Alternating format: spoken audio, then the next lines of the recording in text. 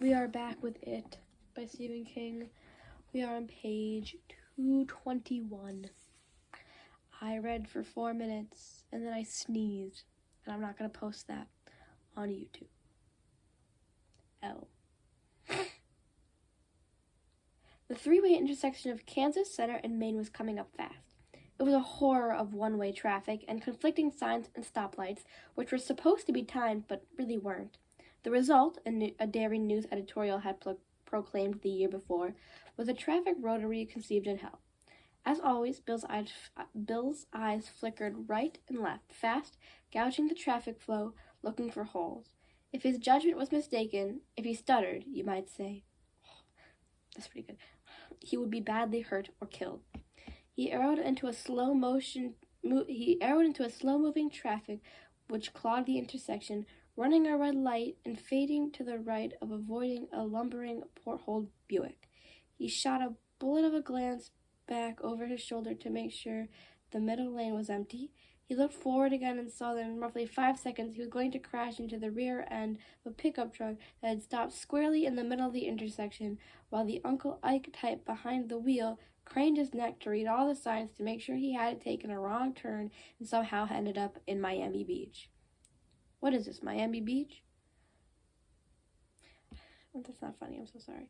The lane on Bill's right was full of a Derry Bangor intercity bus. He slipped into that direction just the same and shot the gap between the stopped pickup and the bus, still moving at 40 miles an hour. The last second he snapped his head hard to one side like a soldier doing an over-enthusiastic eyes right to keep the mirror mounted on his passenger side of his pickup from rearranging his teeth. Hot diesel from the bus laced his throat like a kick of strong liquor. He heard a thin gasping squeal as one of the bike grips kissed the line of the coach's aluminum side. He got just a glimpse of the bus driver, his face paper white under his peaked Hudson Bus Company cap. The driver was shaking his fist at Bill and shouting something. Bill doubted it was happy birthday. There was a trio of old ladies crossing Main Street from the New England Bank side to the Shoeboat side. They heard the harsh burr of the playing cards and looked up. Their mouths dropped open as a boy on a huge bike passed them within half a foot of them like a mirage. The worst and the best of the trip was behind him now. He had looked at the very real plausibility of his own death again and again and found himself able to look away. The bus had not crushed him. He had not killed himself with the three old ladies with their freezy shopping bags and their social security. That's so mean. And their social security checks. He had not been splattered across the tailgate of Uncle Ike's old Dodge pickup. He was going uphill again now, speed bleeding away. Something, call it desire, that was good enough, wasn't it? Was bleeding away with it. All the thoughts and memories were catching up. Hi, Bill. Gee, we almost lost sight of you a while there, but here we are, rejoining him, climbing up his shirt and jumping into his ear and whooshing into his brain like little kids going down a slide. He could feel them settling into their accustomed places, their feverish bodies jostling each other. Gosh, wow, here we are inside Bill's head again. Let's think about George. Okay, who wants to start? You think too much, Bill. No, that wasn't the problem. The problem was he imagined too much. He turned into Richard's Alley and came out on Center Street a few moments later, pedaling slowly, feeling the sweat on his back and in his hair. He dismounted Silver in front of the Center Street drugstore and went inside. Before George's death, Bill would have gotten the salient points across. What? Bill would have gotten the salient points across to Mr. Keene by speaking him. The druggist was not exactly kind, or at least Bill had an idea he was not, but he was patient enough, and he did not tease or make fun. But now Bill's stutter was much worse, and he really was afraid something bad might happen to Eddie if he didn't move fast. So Mr. Keene said, "Hello, Billy Dunborough. Can I help you?" Bill took a folder advertisement vitamins, turned it over, and wrote on the back, "Eddie Kasparek and I were playing in the Barrens. He's got bad asthma attack.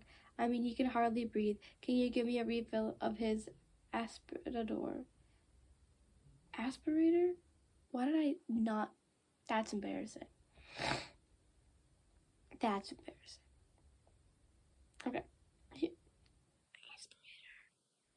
Okay, sorry, I'm actually just gonna kill myself.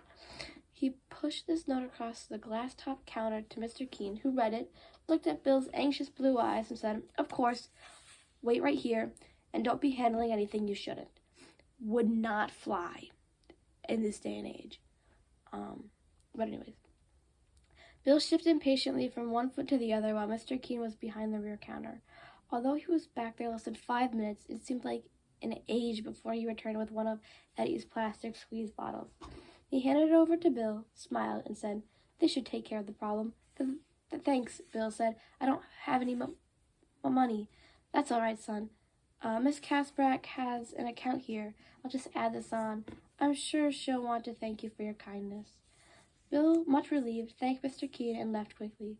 Mr. Keene came across the counter to watch him go. He saw Bill toss the aspirator into his bike basket and mount clumsily. Can he actually ride a bike that big? Mr. Keene wondered. I doubt it. I doubt it very much.